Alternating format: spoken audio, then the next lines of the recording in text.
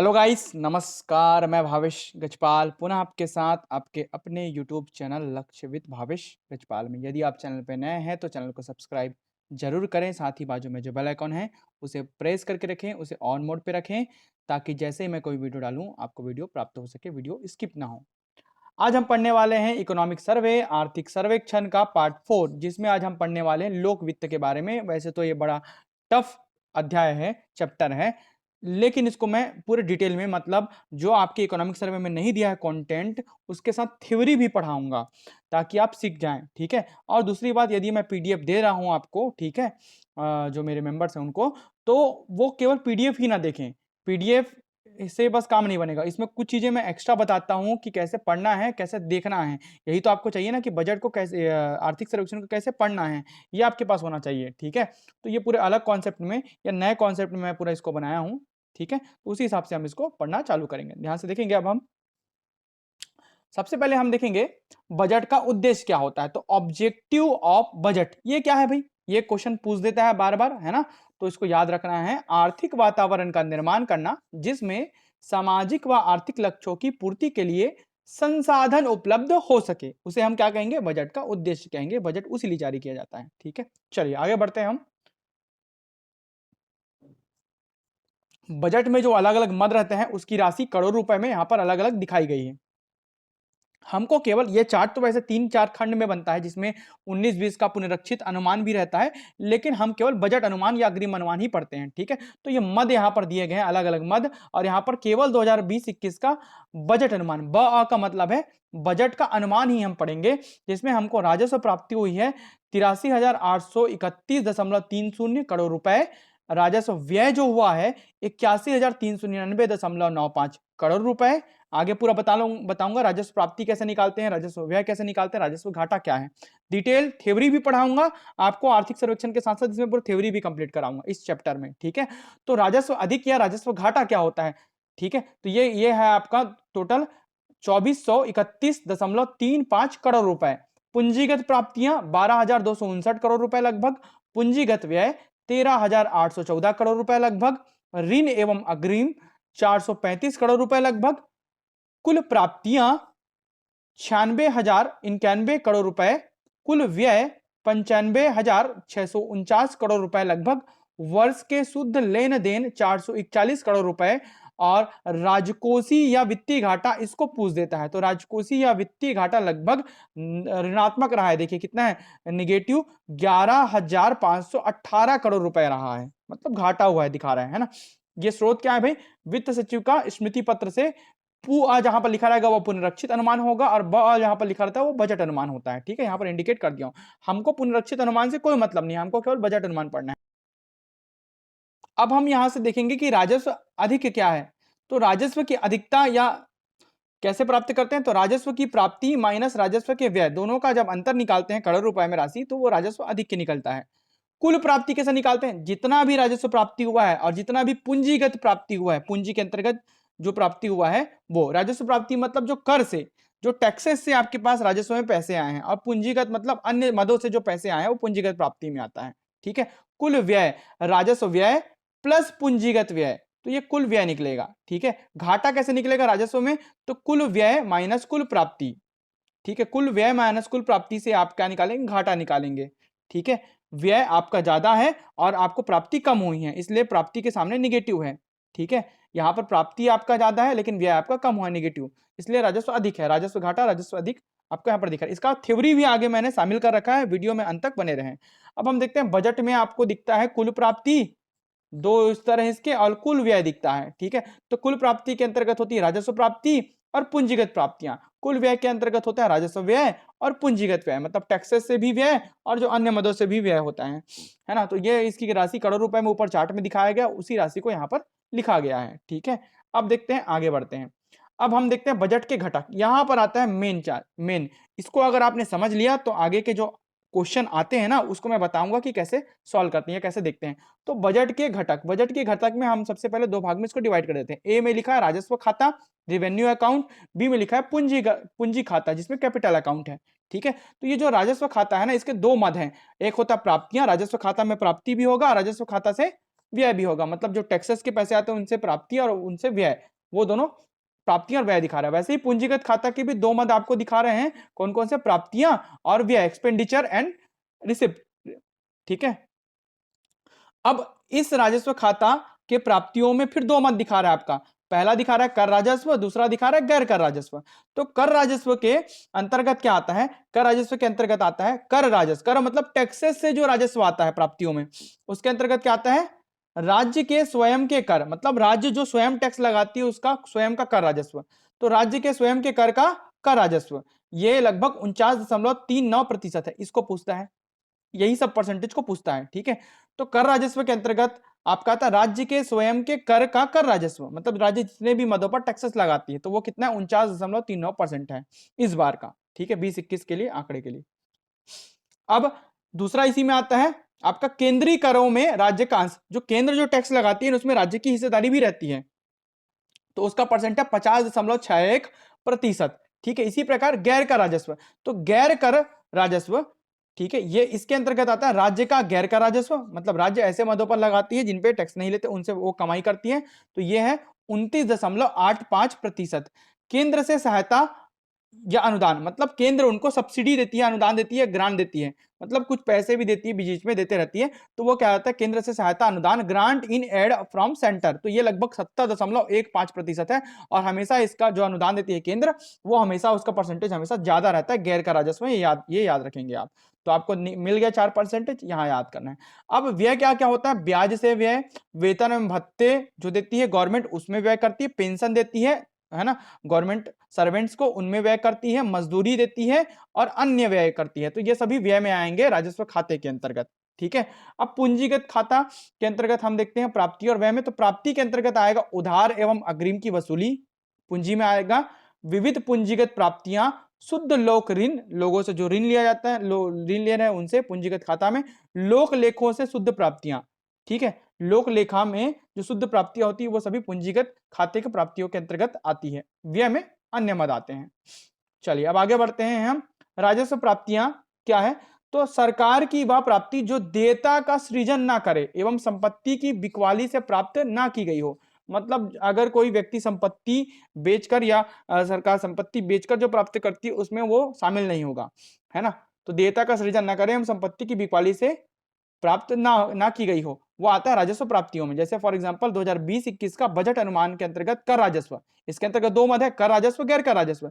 तो कर राजस्व का कितना है? करोड़ रुपए में राशि सब है ना, सब किसमें? करोड़ रुपए में है, करोड़ रुपए में सब राशि है। ठीक है, तो 52,958 करोड़ रुपए गैर का राजस्व से प्राप्ति हुई है, 30,837 करोड़ रुपए, और दोनों को जब कुल कर लेंगे, दोनों को जब जोड़ लेंगे तो ये हो जाएगा 83,831 करोड़ रुपए कुल राजस्व प्राप्ति हुआ है, जो कि कर राजस्व गैर कर राजस्व से दोनों से मिले। कर राजस्व में भी आता है राज्य का स्वयं का कर और केंद्र के जो कर लगाती है उसमें राज्य का अंश। वैसे गैर का राजस्व में राज्य के स्वयं का घर का राजस्व और केंद्र जो सब्सिडी देती है, जो अनुदान देती है वो, तो ये सभी को मिलाएंगे तो कुल कर राजस्व आपका, कुल राजस्व प्राप्ति आपका निकल जाएगा। अब देखते हैं राजस्व व्यय। तो सरकार के वह व्यय जिसमें सामान्यतः संपत्ति का निर्माण नहीं होता एवं मुख्यतः उपभोग के लिए किया जाता है। फॉर एग्जांपल वेतन एवं भत्ता, पेंशन, ब्याज, मजदूरी व अन्य, ये सभी क्या मिलाकर क्या होते हैं? कुल राजस्व व्यय कहलाते हैं। ठीक है, अब क्या है? राजस्व अधिक को देख लेते हैं।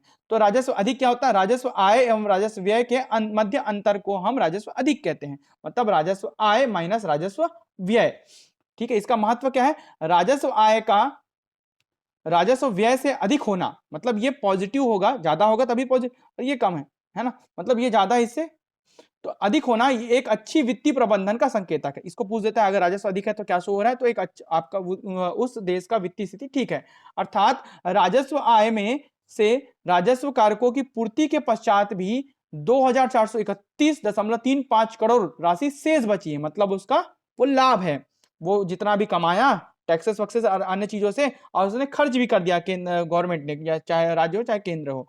ठीक है, उसके बाद इतना इतना राशि वो बच गया, मतलब उसका राजस्व अधिक है, प्लस में आया मतलब अधिक है राजस्व, मतलब उसके पास ही शेष बचा है, वो अगले समय के लिए इसको यूज कर सकता है। शेष बची जिसका उपयोग पूंजीगत उत्पादन व्यय में किया जाता है, मतलब वो पूंजी बनाने में करेगा अपना, या उत्पादन में करेगा वो इतना, इन पैसों का उपयोग, मतलब देश प्रगति कर रहा है या राज्य प्रगति कर रहा है, ऐसा सो होगा। ठीक है, अब राजकोषीय घाटा क्या है भाई? कुल व्यय राजस्व व्यय प्लस पूंजीगत, वैसे तो समझना बहुत कठिन है, मैं एकदम ऊपर ऊपर से समझा रहा हूं, इसको ज्यादा डिटेल में नहीं पढ़ाऊंगा, नहीं तो आप लेंदी हो जाएगा, वैसे ही भी वीडियो बहुत लंबा बनेगा, ठीक है, मतलब क्योंकि कंटेंट इसमें थोड़े समझाने वाले हैं, तो इसलिए मैं ऊपर ऊपर से आपको बता रहा हूं। वैसे तो राजस्व व्यय पूंजीगत व्यय बहुत लंबा प्रोसेस है, वो आप इकोनॉमिक्स की क्लास में पढ़ सकते हैं।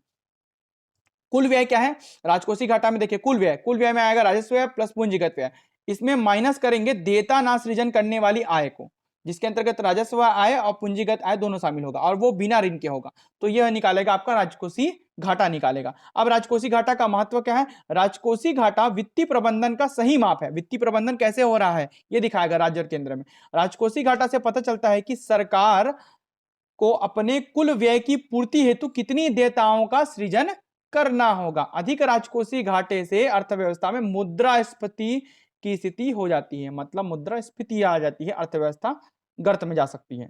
ठीक है, चलिए अब आगे बढ़ते हैं।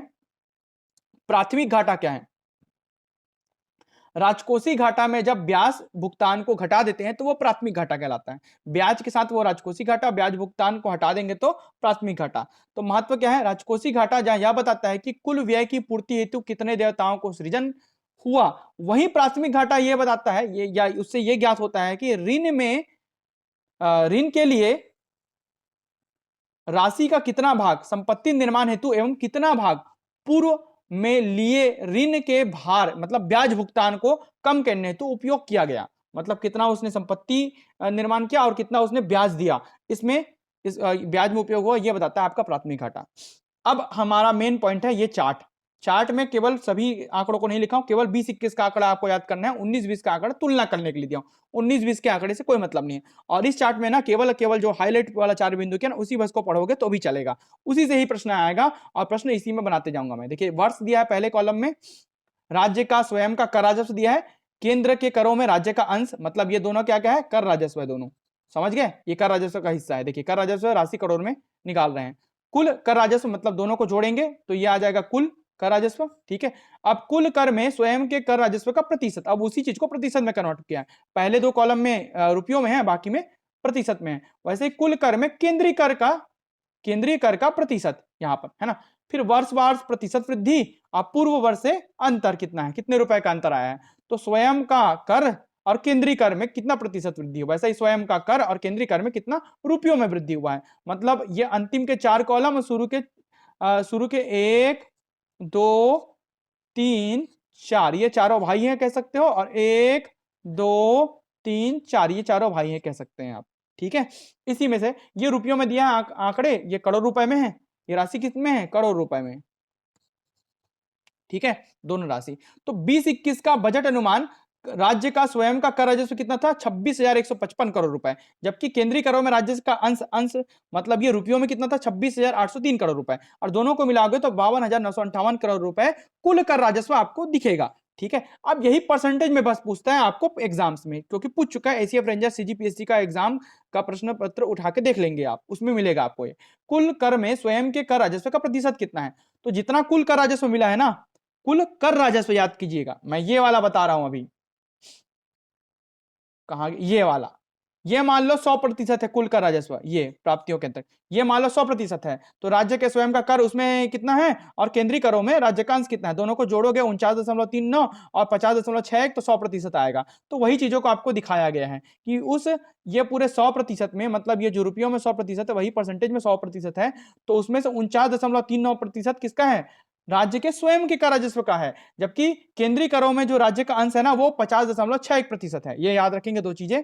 अब अगला क्वेश्चन जो पूछ सकता है कि वर्षवार प्रतिशत वृद्धि, तो राज्य के कर राजस्व में स्वयं के कर में कितने प्रतिशत वृद्धि हुई पिछले वर्ष की तुलना में, तो देखो कितने वर्ष की वृद्धि, कितने प्रतिशत की वृद्धि हुई है, तो 3.83% की वृद्धि हुई है, जबकि केंद्रीय करों में राज्य का जो अंश है उसमें 32.65% की वृद्धि दर्ज की गई है 2020-21 का बजट अनुमान में। याद रखना आंकड़ों को क्या क्या दिखा गया। अब ये स्वयं का कर जो रुपयों में दिया है कितना बढ़ा है ये दिया है, केवल 20-21 पढ़ना है, ऊपर का केवल तुलना करने के लिए दिखाया, नहीं पढ़ोगे ये 19-20 नहीं पढ़ोगे तो भी चलेगा, ठीक है। और ये जो हाईलाइटेड पॉइंट है ना उसी बस को पढ़ के जाना, बाकी पढ़ोगे नहीं पढ़ोगे कोई मतलब नहीं है। चलिए आगे बढ़ते हैं। अब ये कर राजस्व तो वित्तीय वर्ष 2020-21 में कुल कर राजस्व 16.66% का वृद्धि अनुमानित है। मतलब पिछले वर्ष की तुलना में 16.66% का राजस्व में वृद्धि हुई है। ठीक है, कितने की वृद्धि हुई है? 16.66% की वृद्धि दर्ज की गई। मतलब अब देखो ये कुल कर राजस्व ये वाला है ना, 2019-20 का। 20-21 में कितना हो गया? 52 हो गया। तो ये लगभग कितना दिखाएगा कि ये 16.66% की वृद्धि अनुमानित है। ये कैसे निकला हमारा? ये इन्हीं दोनों मदों को वो करने से। देखिए 52,958 करोड़ रुपए में से 45,396, तो 19-20 का आंकड़ा है ना, उसको घटा दिए ऊपर में देखिए चार्ट में, और नीचे जो फॉर्मूला बनाया उसमें, और बटा उसी वैल्यू से हम क्या कर दिए? डिवाइड भी कर दिए, गुणित 100। तो ये 16.66% लगभग वृद्धि अनुमानित दिखा रहा है। जब पिछले वर्ष की तुलना में, अब जबकि पिछले वर्ष की वृद्धि मतलब जो 19-20 में 18-19 की तुलना में जो वृद्धि थी ना, वो 1.14% थी। इसको नहीं भी पढ़ोगे तो भी चलेगा, ये पढ़ना पड़ेगा आपको। 16.66% पूछेगा कि 2020-21 में बजट अनुमान में कर राजस्व कितना प्रतिशत वृद्धि अनुमानित है, तो उत्तर होगा 16.66%। निकालने का तरीका कोई भी आपके आर्थिक सर्वेक्षण के बुक में ऐसा निकालते हैं करके नहीं दिखाएगा, मैं निकाल के भी यहां पर दिखा रहा हूं। ठीक है, कि कैसा निकाला जाता है। वित्तीय वर्ष 2020-21 में कर राजस्व में देखिए राज्य के स्वयं, अब भाई ये जो कर राजस्व है ना, इसके दो मद है। तो पहला तो ये है राज्य के स्वयं के कर राजस्व का योगदान, तो कितना? 49.39%। तो ये कैसा निकाला गया? देखिए राज्य के स्वयं का कर राजस्व बटा कर राजस्व का योग, डिवाइड कर दिया तो ये निकल गया। वैसे ही वित्तीय वर्ष में कुल राजस्व प्राप्तियों में राज्य के स्वयं के कर राजस्व का योगदान, ये दूसरा। ठीक है, तो ये राज्य के स्वयं के कर राजस्व का योगदान कितना रहा है, तो कितना है? कुल राजस्व प्राप्तियों में भाई ये कर राजस्व में योगदान दिखाया है, और ये टोटल जितना भी राजस्व प्राप्ति हुई है, केवल कर नहीं, पूरा इसमें कर भी शामिल है और गैर कर। कुल अगर बोलेगा ना तो कर भी शामिल है और गैर कर भी शामिल है। ठीक है, तो ये टोटल है। तो कुल राजस्व प्राप्तियों में स्वयं के कर राजस्व का योगदान 31.20 अनुमानित है, जो कि इस फॉर्मूले से निकलेगा। ठीक है, तो क्वेश्चन को जो ब्लैक बोल्ड कर दिया हूं, है ना, बोल्ड करके लिखा हूं, उसको आप अच्छे से पढ़ के जाना, वहीं से ही प्रश्न बनते हैं। अब देखते हैं इसी को गैर कर राजस्व में एक चार्ट बना दिए हैं। तो गैर कर राजस्व में क्या क्या शामिल है? केंद्रीय सहायता अनुदान, मतलब केंद्र जो सब्सिडी ग्रांट देती है, और राज्य का गैर कर राजस्व, ये दोनों शामिल होता है। दोनों को जोड़ दोगे तो ये निकलेगा, ये कुल गैर कर राजस्व निकलेगा। ठीक है, तो ये रुपये में है दोनों कॉलम में, यहाँ पर परसेंटेज में। वैसे ही जैसे पुराने वाले चार्ट का आपने 4 हाईलाइट बिंदु याद किया था, कितना परसेंट योगदान रहा और कितना वृद्धि हुआ, वैसे ही इसका भी याद करना है भाई। ये रुपयों में आंकड़ा है 2020-21 का बजट अनुमान। ठीक है, इतना इतना करोड़ रुपए, जबकि राज्य कुल गैर कर राजस्व में केंद्रीय सहायता का प्रतिशत 70.15%, इसी का ज्यादा योगदान रहता है। ठीक है, जबकि कुल गैर कर राजस्व में राज्य के गैर कर राजस्व का योगदान का प्रतिशत कितना है? 29.85। दोनों को जोड़ोगे तो ये टोटल कितना निकलेगा? 100% वाला ये वाला कॉलम आपको शो करेगा। ठीक है, वैसे ही वर्षवार प्रतिशत वृद्धि दिखाया है और पूर्व वर्ष से अंतर दिखाया है रुपयों में, ये करोड़ रुपए में है। सभी आंकड़े किसमें है? करोड़ रुपए में है, ऊपर में चार्ट के ऊपर में लिखा भी है। ठीक है, चलिए, तो केंद्रीय सहायता जो अनुदान देती है वो पिछले वर्ष की तुलना में कितना बढ़ा है? 2.40% की वृद्धि हुई है, जबकि राज्य के गैर कर राजस्व में पिछले वर्ष की तुलना में वृद्धि हुई है 0.71% की। बाकी तो जो वैल्यू है वो करोड़ रुपए में राशि है, बात के जो भी वैल्यू, उसको नहीं पढ़ोगे तो भी चलेगा। ठीक है, अब वित्तीय वर्ष 2020-21 में कुल गैर कर राजस्व में केंद्रीय सहायता का योगदान 70.15% अनुमानित है, जो कि सर्वाधिक योगदान है दोनों में से। एक स्वयं के कर गैर कर राजस्व और एक केंद्र का अनुदान जो है, तो केंद्र का कर अनुदान वाला कितना है? 70.15%। ये इस फॉर्मूले से निकल जाएगा। ठीक है, चलिए अब आगे बढ़ते हैं। अब देखते हैं राजस्व प्राप्तियां एवं राजस्व व्यय में जो चार्ट बना है उसको देख लेते हैं। इसमें क्या क्या पढ़ना है? राशि करोड़ रुपए में रहेगी। ठीक है, तो राजस्व प्राप्तियां और राजस्व व्यय, यही दोनों को जोड़ो या घटाकर राजस्व अधिक और राजस्व घाटा निकाला जाता है, जो कि तीसरे नंबर के कॉलम में दिया गया है। फिर राजस्व प्राप्तियों से व्यय का प्रतिशत कितना है, और वर्षवार वृद्धि प्रतिशत में, और पूर्व वर्ष से अंतर। इसमें राजस्व प्राप्तियां राजस्व व्यय का वृद्धि दिखा रहा है, और इसमें राजस्व प्राप्तियां राजस्व व्यय का रुपयों में अंतर दिखा रहा है। ठीक है, जिसे राजस्व अधिक या राजस्व घाटा कहेंगे। अब 2020-21 का बजट अनुमान ही हमको पढ़ना है। तो 83,831 करोड़ रुपए कुल राजस्व प्राप्तियां हुई है। इसमें इन प्राप्तियों में कर राजस्व भी शामिल है, गैर कर राजस्व भी शामिल है। ठीक है, जबकि राजस्व व्यय में कितना हुआ? 81,399.95 करोड़, मतलब कम है व्यय, आय ज्यादा है व्यय कम है, मतलब आपको अधिक क्यों हुआ है? घाटा थोड़ी होगा, घाटा रहता तो माइनस में आंसर आता। तो राजस्व अधिक हुआ है, यहाँ पर क्या हुआ है? अधिक, उतना पैसा बचा लिए जिससे कि वो कैपिटल बिल्ड करेंगे, मतलब पूंजी बिल्ड करेंगे, तो या उत्पाद बढ़ाएंगे। ठीक है, तो 2431 करोड़ रुपए, मतलब 2431 करोड़ रुपए ये राजस्व अधिक दिखा रहा है यहाँ पर, जो कि राजस्व प्राप्तियों से राजस्व व्यय का प्रतिशत कितना है 97.10%। और ये वर्षवार प्रतिशत वृद्धि कितनी हुई है राजस्व प्राप्तियों में पिछले वर्ष की तुलना में 2020-21 में 10.75%, जबकि राजस्व व्यय घटा है। देखिए पहले 85 था, दिखा रहा है, सेकंड नंबर का कॉलम देखिए 85,000 करोड़ था, अभी कितना हुआ 81,000 करोड़। मतलब जाहिर सी बात है भाई घटा है, तो कितना घटा है -4.38 करोड़ रुपए राजस्व व्यय घटा है। मतलब ये अच्छा जा रहा है, हम लोग कम खर्च कर रहे हैं, ज्यादा खर्च नहीं कर रहे हैं। वैसा ही ये रुपयों में है, तो राजस्व व्यय अगर पूछेगा रुपयों में तो ये देखिए निगेटिव दिखा रहा है, क्योंकि परसेंटेज भी घटा है, तो ये कम होगा कितना 3,725 करोड़ रुपए। वैसे ही 85,000 में से 81,000 को घटाओगे तो लगभग 3,725 करोड़ रुपए का अंतर आपको देखने मिलेगा। आपको समझ आ रहा है पूरा चार्ट? अब इसी चार्ट में एक और चीज निकालने के लिए देता है, वित्तीय वर्ष 2020-21 में कुल राजस्व प्राप्तियों में, ये देखिए खाली कर राजस्व का योगदान, मतलब ये कुल जो है ना, इसके अंतर्गत दो चीज है, एक कर शामिल है और एक गैर कर शामिल है। तो कर का कितना योगदान है, ये मान लो कुल 100% है, तो कर का योगदान कितना है 63.17% का, मतलब जो बचा वो गैर कर राजस्व का योगदान होगा। ठीक है, तो ये कुल कर राजस्व बटा कुल राजस्व प्राप्तियों को डिवाइड करके गुना 100 करेंगे तो ये निकल जाएगा। ठीक है, अब जो दो चीजें और एसीएफ रेंजर के पेपर में मतलब सीजीपीएससी में पूछा था, वो था आयोजनेतर व्यय में क्या क्या शामिल है, तो इनमें से कौन शामिल नहीं है ऐसा पूछ देता है। तो आयोजनेतर जो व्यय है उसमें होता है जो आयोजनबद्ध तरीके से होगा ना, तो राजस्व व्यय ब्याज भुगतान के साथ ऋण एवं अग्रिम, पूंजीगत व्यय, ब्याज भुगतान, आकस्मिकता निधि में विनियोजन, मतलब जो उससे निकलेगा पैसा, ये सभी आयोजनेतर व्यय में शामिल है। जबकि आयोजना व्यय में क्या शामिल है, तो आयोजना व्यय में क्या क्या शामिल होता है, केवल राजस्व व्यय, केवल पूंजीगत व्यय और ऋण एवं अग्रिम ही शामिल होते हैं, ब्याज भुगतान शामिल नहीं होता और आकस्मिक निधि से विनियोजन भी शामिल नहीं होता। ये तो ये दोनों आयोजनेतर व्यय और आयोजना व्यय में क्या क्या शामिल है ये पूछ देता है। ठीक है, इस प्रकार यह वीडियो यहीं पर कंप्लीट होता है। वीडियो में अंत तक बने रहने के लिए बहुत बहुत धन्यवाद। यदि आप पूरे आर्थिक सर्वेक्षण की क्लास ज्वाइन करना चाहते हैं तो इस पर्टिकुलर नंबर पर 7470999978 पर व्हाट्सएप करें। एकदम मिनिमम कॉस्ट रखा हुआ हूं, पूरा 20 से 25 वीडियो आपको मैं विथ एमसीक्यू बनाकर दूंगा। धन्यवाद।